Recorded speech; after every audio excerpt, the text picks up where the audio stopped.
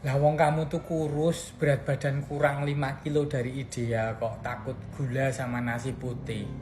Hanya karena kata orang-orang atau karena takut kena diabetes.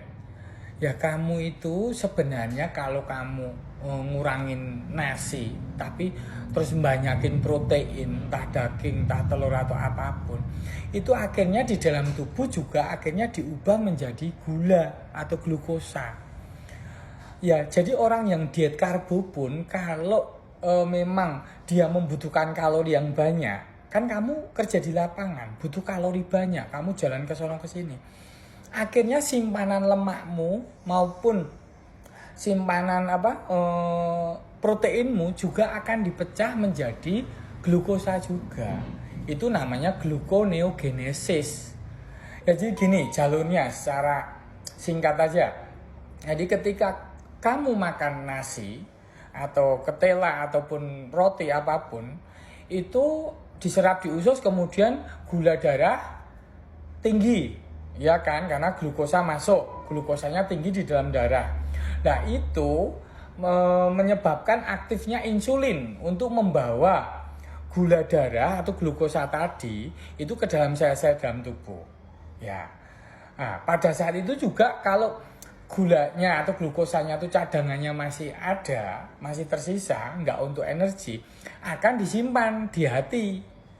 Di gudangnya itu di hati utamanya. Kemudian juga di otot, juga ada di ginjal juga. Ya, ketika gula darahnya sedang turun, ketika perut kamu kosong panjang misalnya, nah itu temennya insulin yang bekerja, namanya glukagon. Glukagon itu bekerja untuk memberi sinyal untuk memecah cadangan glukosa yang ada di hatimu, itu dipecah. Nah, namanya glikogen cadangannya itu.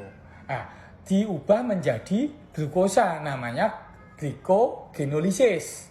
Nah, terus kemudian ketika cadangan di hati kok udah minim, ada mekanisme kedua, yaitu cadangan protein, lemak. Ya, itu akan diubah menjadi glukosa juga. Jadi pembentukan gula atau glukosa dari bahan-bahan non karbo. Ya, kan cadangan itu ada di otot, di ginjal, di usus juga ada. Nah, demikian juga yang di bawah kulitmu, di lemak-lemak. Nah, jadi gluconeogenesis namanya. Jadi pembentukan glukosa dari bahan-bahan non karbo.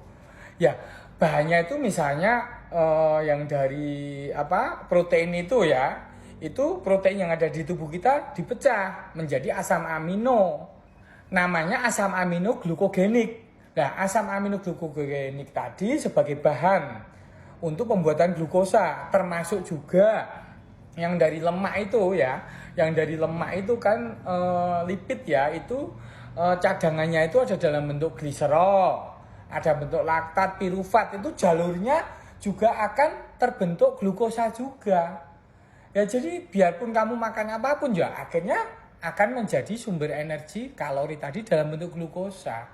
Jadi kalau kamu dalam kondisi defisit kalori kayak gini kok ngurangin karbo, ya kamu akan kurus terus dan kamu mudah lelah, mudah lemas. Kecuali kamu sudah misalnya kamu udah nambah karbo, nambah protein, juga nambah lemak ya, diet seimbang, dan berat badanmu udah ideal. Nah, ketika udah ideal, kamu mulai ngurangin karbo boleh.